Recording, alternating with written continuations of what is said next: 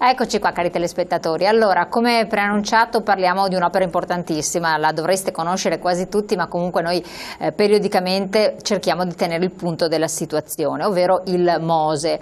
Non sono soltanto le paratie mobili, per carità, sono una piccola parte di un'opera di portata ben più ampia. Noi cerchiamo di seguirla, di fare un po' anche un bilancio dell'attività svolta per vedere poi il pronostico di che cosa si andrà, fin dove si arriverà, in che tempi e con quali risultati. Ci sono degli step veramente importantissimi che sono stati raggiunti. Noi parliamo di questo e vediamo anche di capire la zona dell'Arsenale, che ruolo verrà ad assumere, cosa si sta facendo anche lì, eccetera, con il nostro esperto, ben arrivato Giovanni Cecconi, responsabile Centro Modelli Previsione e Gestione Barriere Mobili del Mose. Grazie di essere qui con noi. Grazie a voi dell'invito. Allora, direttore, vediamo un po' di capire qual è lo stato dell'arte della situazione, perché supportati poi magari anche dalle immagini che ci fanno comprendere meglio, perché tanto si legge sui giornali eccetera, però poi prima meglio di tutto, sentire direttamente da voi. L'avanzamento dei lavori, siamo arrivati al 70%, quindi prevediamo ormai è addirittura d'arrivo. A marzo abbiamo cominciato a installare i cassoni di fondazione, cioè le strutture che tengono le paratoie mobili, ed abbiamo completato una galleria che conduce da un'isola artificiale della Bocca di Lido a Tre Porti. Su questa galleria in marzo cominceremo a installare le paratie mobili. Quindi prevediamo che a fine 2003 di aver completato una prima schiera di paratoie e nell'anno successivo la seconda schiera di San Nicolò. Quindi a fine 2014 potremo regolare l'apertura e chiusura della bocca di porto di Lido e quindi fornire un primo livello di protezione alla città di Venezia, già nel 2014. Perfetto.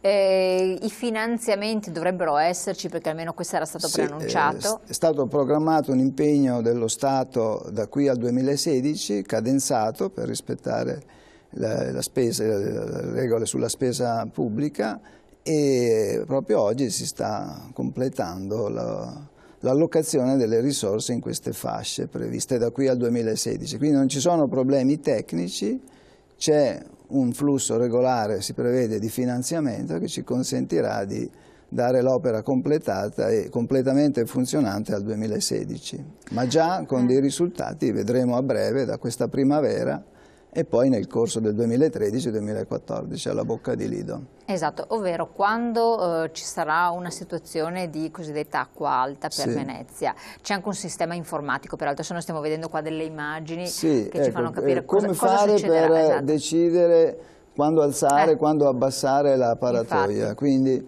essenzialmente informatico. Occorrono le informazioni ambientali.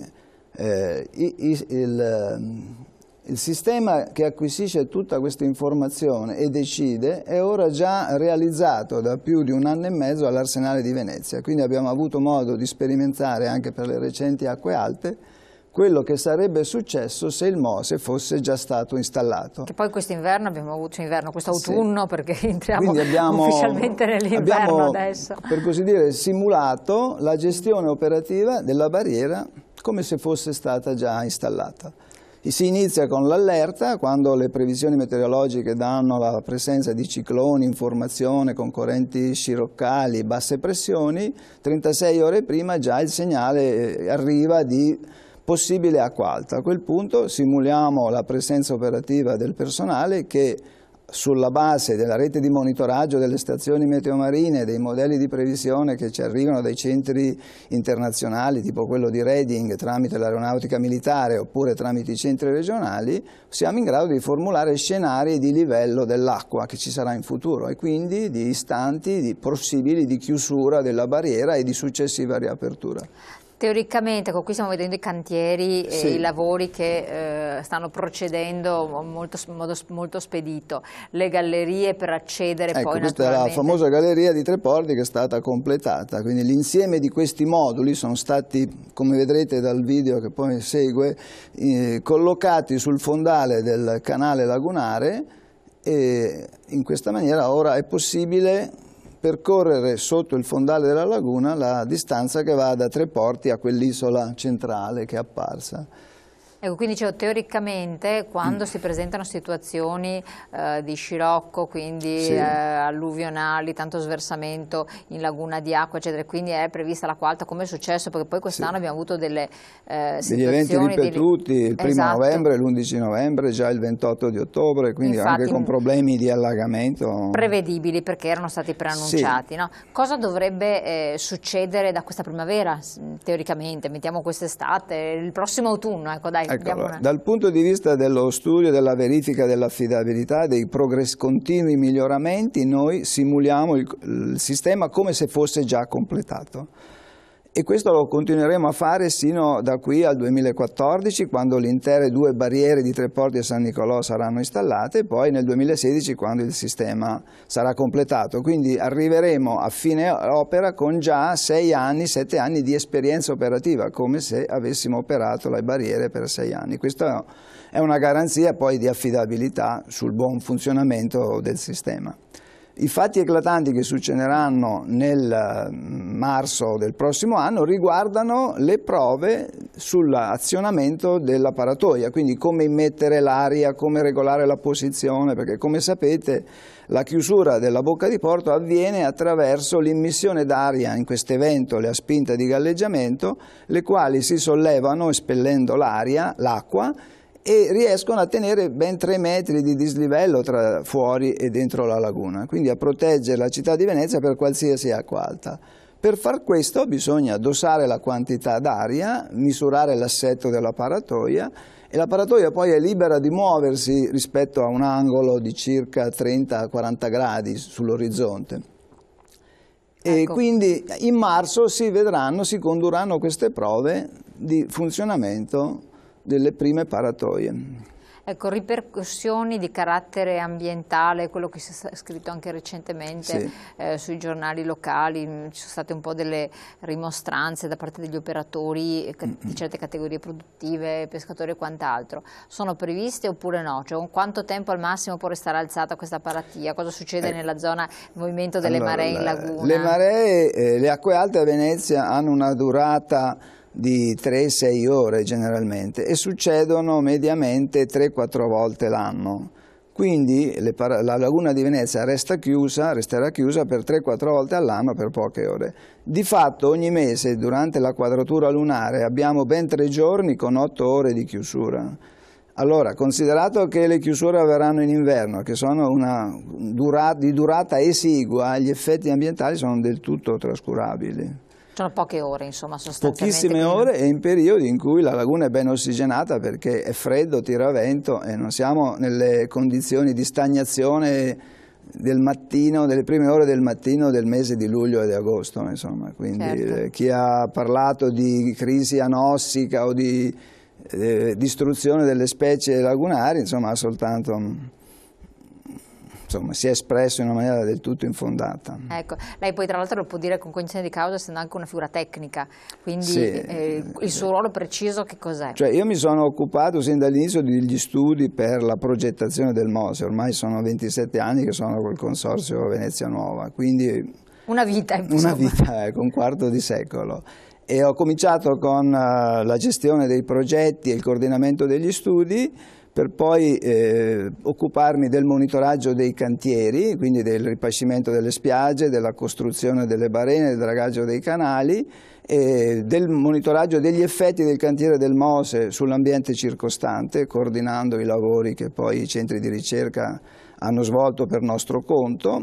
Ed ora mi occupo della sperimentazione e sviluppo del sistema che azionerà le paratoie. Perfetto, lei mi ha detto da tantissimi anni, io un po' le faccio tutte le obiezioni che sono sorte in questo periodo di tempo, ripetute eccetera, che magari hanno avuto risposte per certe vie, non per altre, un po' per informare i nostri telespettatori.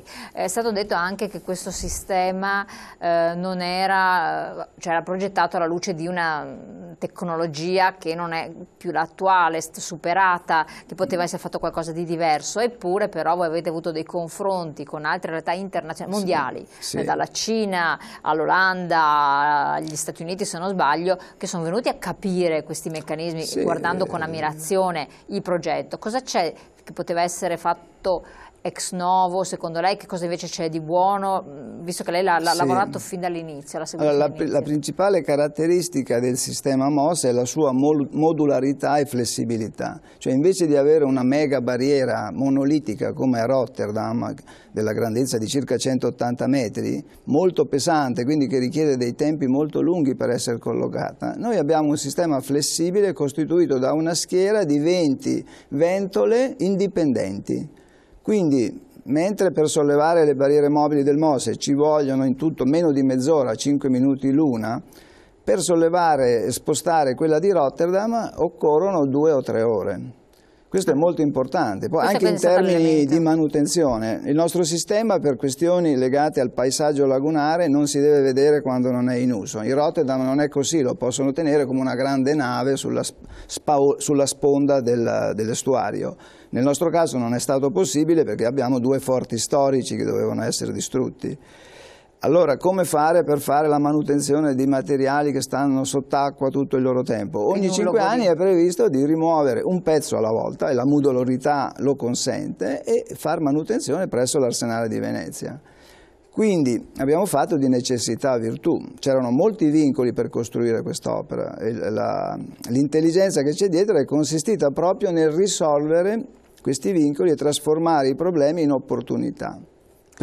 Prima fra tutte la rivitalizzazione di Venezia, cioè poter avere all'Arsenale attività legate alla cantieristica navale e non solo legate al turismo o all'istruzione in generale, anche perché partendo dal fare è più facile insegnare, cioè avere un laboratorio lagunare di ingegneria marittima e di scienze naturali applicate all'ingegneria ambientale è un grande volano anche per l'università e per la ricerca locale, cioè per creare un business della ricerca e dell'università. Ecco, allora quindi c'è il progetto MOSE, il Magistrato alle Acque si avvale del braccio operativo che è il Consorzio Venezia Nuova, che poi si avvale di Tetis, che è questa società di ingegneri, no? Tetis è nata come società di tecnologie marine facendo un'analisi di mercato con un finanziamento europeo ormai più di 20 anni fa. Ed è nata proprio con questo scopo di occupare un settore produttivo che era sguarnito a quel tempo, valorizzando l'esistente. Quindi l'Arsenale di Venezia e la Comunità Europea ha pagato i primi restauri dell'Arsenale. Quindi era una cosa lungimirante che era nata da un progetto europeo dello IUA col professor Indovina, mi ricordo benissimo perché 27 anni fa vennero a intervistarmi e a chiedermi qual era la domanda di tecnologia marina e ho detto ma ce n'è tantissima, quindi... Ce n'è tantissimo, questa è una cosa. Allo stato attuale parliamo di tecnologie anche informatizzate e quindi di un sistema che appunto lei diceva è già attivo, già operativo, già in essere, ma che cosa si sta facendo? Quindi quali sono gli step perché deve essere attivato? Perché sembra a volte veramente visto da di fuori tutto sembra molto semplicistico, in realtà ci sono anche delle autorità preposte a certi interventi, delle responsabilità, perché cioè dobbiamo, adesso si costituirà la gestione del MOS innanzitutto non sarà assegnata al Consorzio Venezia Nuova, ci sarà una gara, si costituirà una nuova compagine e sarà poi deciso sulla base di un indirizzo politico, quindi noi dobbiamo completare l'opera e fare il suo avviamento per darla funzionante e collaudata. A quel punto entrerà in campo un nuovo ente, un nuovo organismo.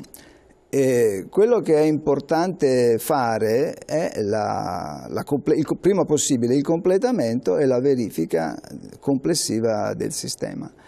In Laguna di Venezia, dal punto di vista della gestione delle acque, dobbiamo individuare tre entità. Il Magistrato alle Acque che si occupa sovrintende alla gestione del MOSE e alla sicurezza idraulica della città. La Capitaneria di Porto di Venezia e di Chioggia che si occupano della sicurezza della navigazione e poi abbiamo i porti di Venezia e di Chioggia che si occupano degli aspetti economici della portualità.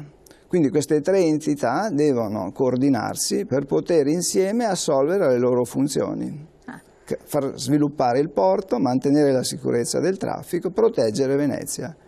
Quindi stiamo già lavorando sulle procedure che armonizzeranno questi 3 obiettivi.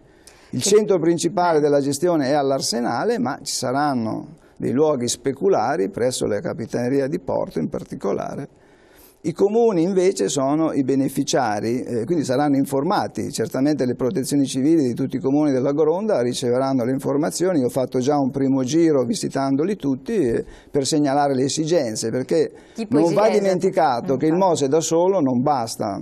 Cioè non si può mettere una porta d'acciaio in un muro d'argilla, quindi la gestione del territorio è un esercizio da fare in maniera collegiale, garantendo l'integrità dei litorali, le difese idrauliche nella Gronda, nelle zone interne, e solo attraverso un'azione sinergica sarà possibile garantire la difesa idraulica di tutto il territorio racchiuso nella conterminazione lagunare. Ecco, questo è molto molto importante. Lei diceva però sono stati avvisati i sindaci perché che tipo di onere e responsabilità? Faccio un esempio, ci sono delle gestioni locali, di protezione locale, le chiuse, le chiaviche, sono ben 400 chiaviche nel comune del Cavallino, che devono essere azionate e chiuse perché sennò l'acqua potrebbe passare da quei punti. Quindi i proprietari che hanno la possibilità adesso e il vantaggio di avere un flusso mareale che gli tiene puliti i fossi, gli scoli,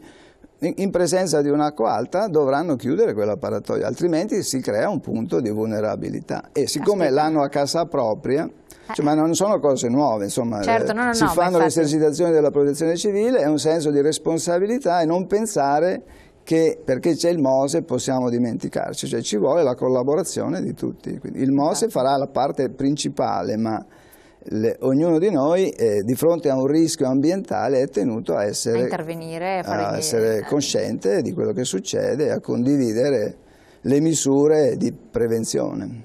Ecco, si parla anche molte volte di energie alternative, di utilizzo di sistemi che possono essere ecocompatibili, sostenibili con l'ambiente, non troppo dispendiosi di energia. Il MOSE da questo punto di vista?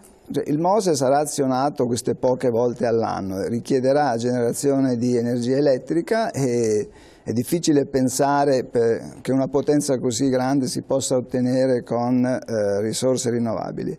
Sarebbe stato possibile, ma a discapito di grandi volumi, cioè avremmo dovuto creare dei serbatoi d'aria compressa, quindi degli edifici che poi avrebbero impattato il paesaggio. L'abbiamo considerato, ma l'abbiamo escluso visto l'ingombro che avrebbero avuto i serbatoi per tenere l'aria compressa da inserire nelle paratoie. Avete valutato delle componenti in un ecosistema delicatissimo. Quello che è invece importante è la gestione ambientale del MOSE. Ecco, no, ma ne parliamo, gestione ambientale mi sembra importantissima. Pubblicità, pochi secondi, poi torniamo insieme per parlare di questo argomento.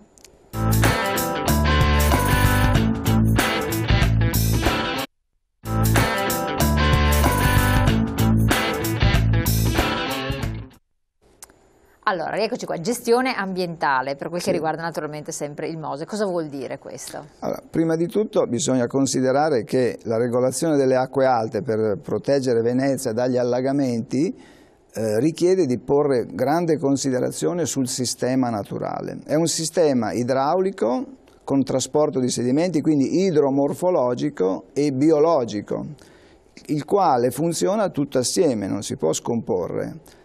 Il flusso della marea incide ai canali lagunari, trasporta i sedimenti, crea i dossi su cui crescono le balene, su cui poi vivono molte specie.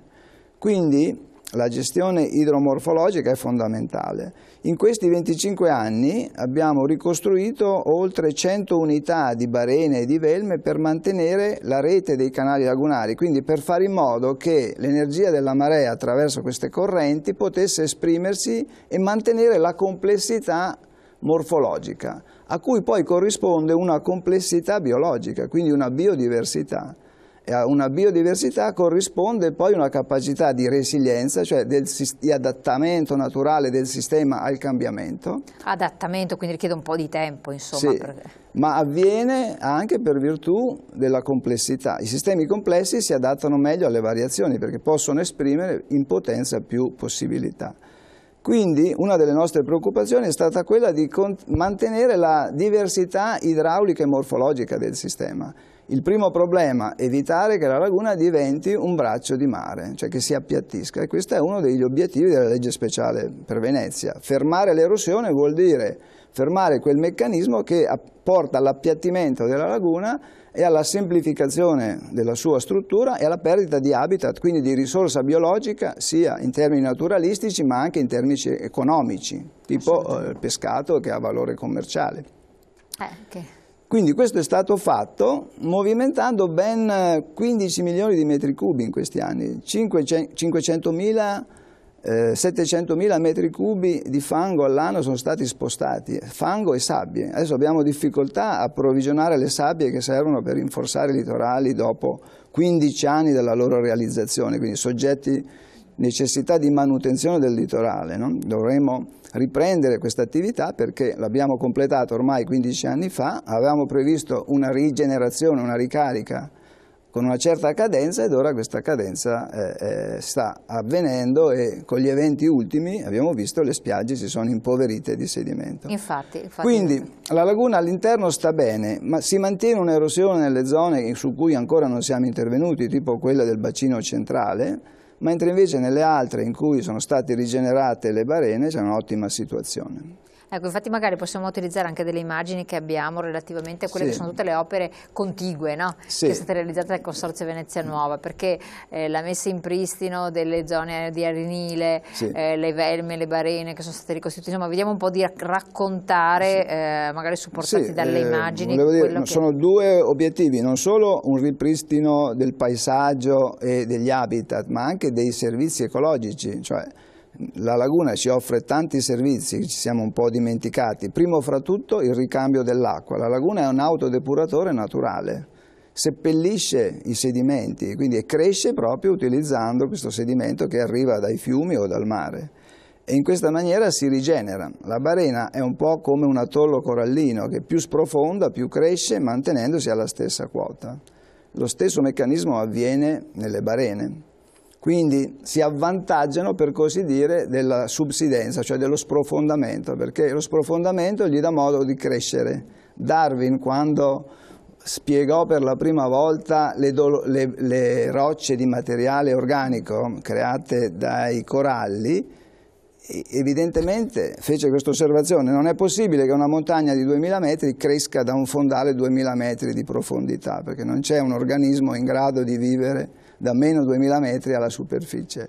Quell'organismo vive a 5-6 metri di profondità e si avvantaggia del fatto che in quel luogo movimenti tettonici o dovuti al magma terrestre fanno sprofondare la costa e fanno crescere quindi l'atollo corallino. Lo stesso avviene in laguna, no? Forse nessuno osserva che le barene sono la dimostrazione di un equilibrio dinamico che si avvantaggia proprio dello sprofondamento per crescere. Quindi è un paradigma anche di questi tempi di crisi economica. Assolutamente. No?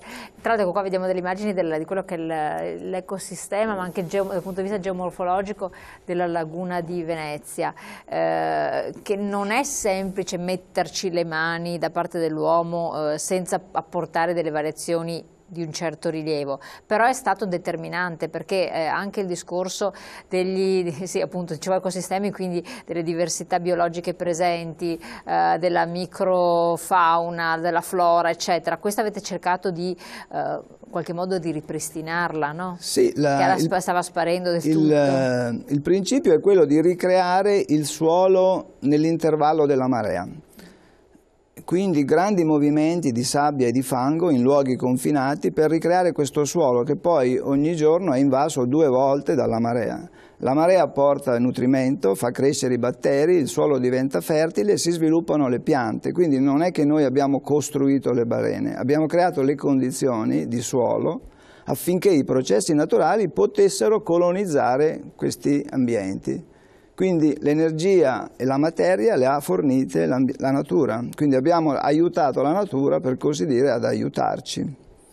Abbiamo creato le condizioni, perché la principale fonte di energia è l'energia della marea, che permette all'acqua di invadere queste superfici che funzionano come dei rastrelli, catturando tutto quello che l'acqua porta. scarpati. Ecco, la situazione, lei ha detto non abbiamo terminato i lavori, al di là dei lavori proprio tecnici, l'intervento del MOSE, ma neanche quelli contigui. Che cosa dovrà essere ancora fatto? Innanzitutto la manutenzione dell'ambiente naturale è un'azione continua, cioè un'azione di gestione attiva per la conservazione dei processi più che delle forme. Quindi noi dobbiamo mantenere le condizioni affinché questi processi possano esprimersi, se non vogliamo perdere i valori ambientali. E affinché questi processi si manifestano, la prima necessità è il volume di sedimento, che sia sabbia per i litorali o fango per la laguna. Noi dobbiamo importare sedimento perché c'è uno sprofondamento dovuto alla crescita generalizzata del livello del mare, alla compattazione dei suoli, allo sprofondamento dei suoli, che è inarrestabile, e quindi l'unica nostra difesa, come fa la barena, è quella di crescere mentre si sprofonda.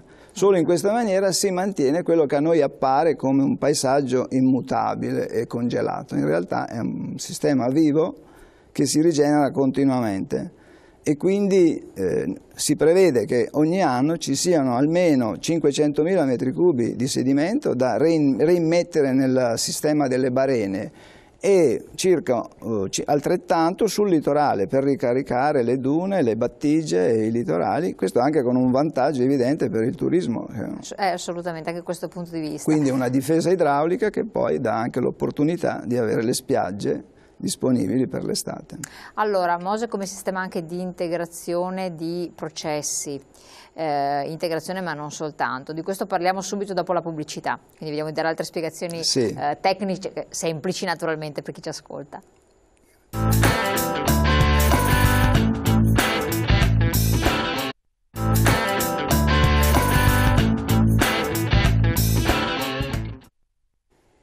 Allora, due aspetti sono molto importanti. Torniamo sull'aspetto naturalistico, eccetera, poi dell'innalzamento dell'acqua. Soltanto che volevo sapere, ci sono 18-21 paratoie.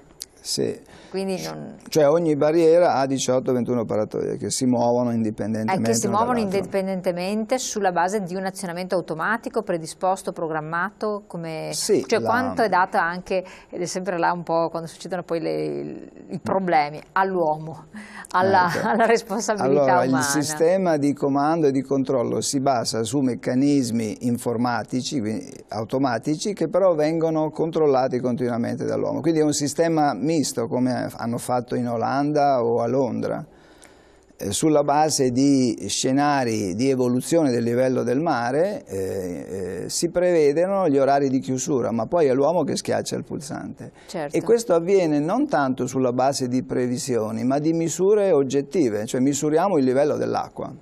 Cioè, con la previsione stabiliamo il livello a cui iniziare la manovra. Per esempio, abbiamo un'acqua alta eccezionale, di quelle che capitano una volta ogni 10 anni, quindi molto forte, che dura più di 9 ore, quindi serve un grande polmone in laguna, dobbiamo chiudere prima. È già fissata la quota di chiusura di 65 cm, quindi quando alla bocca di lido si attraversa questa quota si azionano le paratoie, e questo lo fa l'uomo. Certo, quindi c'è una componente di intervento umano in questo senso. Sì, certamente non si può, su un sistema così complesso che viene adoperato così di rado, non è possibile immaginare un sistema automatico, no? Ecco, l'innalzamento delle acque, ci sono stati degli studi condotti che dicono che quella che è il range d'azione del MOSE rapidamente è stato superato da quello che è invece la previsione di innalzamento. Visto che il MOSE dovrebbe funzionare per quanti anni? La vita utile del MOSE è di 100 anni. E noi nel corso del prossimo secolo abbiamo previsto una crescita del livello del mare da 0 a 60 centimetri. Ora, questa crescita del livello del mare interverrà con una certa gradualità, no? Quindi alcuni prospettano una crescita di 80 centimetri, ma noi abbiamo già ipotizzato misure ulteriori per rendere comunque possibile la salvaguardia di Venezia e della laguna anche in caso di una crescita ulteriore rispetto ai 60 cm. In ogni caso i 60 cm è già una bella misura, perché se consideriamo che la crescita storica del livello delle acque nell'ultimo secolo è stato di 20 cm e che attualmente sembra esserci un incremento a fronte però di una subsidenza che si è ridotta, siamo sempre dell'ordine dei 20-25 cm misurati a livello del Mediterraneo. quindi non è che abbiamo avuto una crescita esponenziale. Si cominciano a vedere i primi effetti del cambiamento climatico sulle temperature. In termini di livello c'è una grande variabilità e non abbiamo ancora la prova provata come per la temperatura. Potrebbe avvenire, certo. Ora, in ogni caso è possibile sia cautelarci, l'abbiamo già fatto perché abbiamo previsto una crescita di 60 cm, e sia introdurre ulteriori misure, per esempio incrementare i rialzi delle rive per ridurre il numero delle chiusure. Quindi agire sulle rive come è stato fatto anche in parte. Oppure utilizzare il MOSE senza chiudere completamente, con chiusure parziali che comunque tolgono le maree più frequenti. Certo, ci sono delle obiezioni che vengono da sperimentazioni in atto in altri paesi, in altre realtà? Noi facciamo parte dal 2006 della Lega dei manager delle barriere a livello mondiale. L'anno scorso, per esempio, è stata completata la barriera di New Orleans e loro sono venuti da noi a vedere come avevamo fatto. Ormai c'è uno scambio di conoscenze e di esperienze e la soluzione della barriera mobile è una soluzione adattativa perché ci consente di mantenere la funzionalità degli estuari e di intervenire solo quando serve. Quindi è una grande risorsa avere una barriera mobile installata, questa è la prima considerazione. Altre soluzioni viceversa non erano attuabili. Gli olandesi stanno pensando a città galleggianti, ma non è il caso di Venezia. Non è il caso di ripristinare soltanto. Cioè il futuro potrebbe essere di trasformazione del territorio per renderlo meno fragile all'allagamento e quindi se si costruiscono insediamenti, stanno pensando a un campo sportivo per esempio, o una serra in Olanda, su una piattaforma galleggiante ancorata, quindi non ci saranno problemi di allagamento, ma evidentemente riguardano nuove infrastrutture e non possono essere prese in considerazione per Venezia. Laguna, assolutamente. Ritorniamo al discorso invece ambientale. È importante la soluzione della barriera mobile modulare, è una soluzione che adesso stanno introducendo in Giappone per difendersi dagli tsunami. Infatti stavo pensando proprio al Giappone prima. Questo è molto interessante perché gli organi piccoli modulari che possono essere inseriti per ostacolare l'ingresso delle acque in tempi molto brevi sono fondamentali per fermare l'onda dello tsunami. Sono resistenti a tal punto? Sì, anche perché in quei casi lì bisogna chiudere le imboccature portuali, che sono i punti di maggior vulnerabilità. Certo, per esempio hanno pensato, già 10 anni fa sono venuti da noi e sono rimasti qui più di un anno a studiare l'italiano, a tradursi i nostri lavori. Io poi ho avuto l'occasione di essere ospitato da loro per una settimana e hanno avviato una sperimentazione, ora la costruzione, è notizia del mese scorso, di un dispositivo galleggiante che viene immediatamente inserito per bloccare l'onda di tsunami. Finisce che lo terminano prima loro che non il nostro MOSE. È un altro concetto, il modello è lo stesso ma poi le condizioni locali sono diverse per cui è molto più piccolo e riguarda una zona più limitata. Però, anche in Cina però se non sbaglio. Però il concetto non di diga fissa ma di barriera mobile a rapida attuazione, quindi modulare a rapido sollevamento. Anche in Cina se non sbaglio c'è qualcosa del genere, vero? Sì, a Shanghai da tempo c'era una barriera, però non è nulla di eccezionale, serve per bloccare un fiume che può far alzare le acque. E invece molto importante è quella degli Stati Uniti perché è per la difesa di New Orleans veramente è stata un'impresa colossale.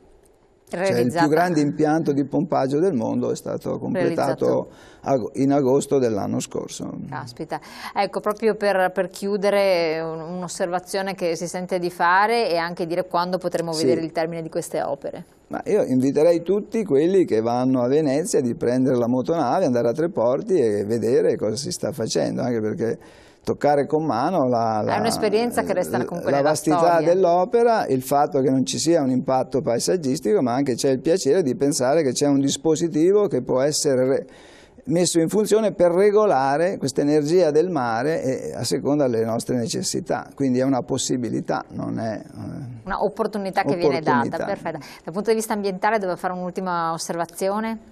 Dal punto di vista ambientale posso garantire che non ci sono stati effetti durante la costruzione, sono responsabile proprio degli effetti dei lavori sull'ambiente e da tutte le nostre indagini abbiamo sempre lavorato per il minimo impatto sull'ambiente e sul territorio circostante. Perfetto. Con l'aiuto dei centri di ricerca del CNR, dell'università locale, per esempio abbiamo monitorato la torbidità, le polveri, i rumori e la vita acquatica, e abbiamo i riscontri che dimostrano che gli effetti, se ci sono stati del tutto trascurabili e limitati alla zona, proprio direttamente dentro il cantiere. Per esempio abbiamo avuto che la becaccia di mare ha nidificato sui nostri terrapieni, è diventata, si sono abituati. Si sono già adattati anche loro alle novità, insomma, perfetto. Un'ultima cosa, sembra che i finanziamenti ci dovrebbero essere, no? Quindi sì, a questo punto il mondo, non dico i veneziani, ma il mondo potrà vedere il termine di questa tra le opere da completare, per le quali è previsto sempre il governo Monti è rimasta prima fra tutte il completamento del Mose, perché ha uno stato di attuazione e di progettazione che dà le massime garanzie, insomma, di efficacia della spesa. Benissimo, noi abbiamo dato quindi le spiegazioni, le garanzie dovute e anche richieste dai nostri telespettatori per capire di che cosa si tratta. Insomma, se non conosciamo bene questa realtà, noi che viviamo, ci viviamo vicinissimi, non possiamo pretendere poi che ne siano a conoscenza e la comprendano chi ci sta anche più lontano. Grazie di essere stato qui con noi, grazie naturalmente della collaborazione il Consorzio Venezia Nuovi Magistrato alle Acque, naturalmente a voi di averci seguito. Come sempre appuntamento a domani, grazie.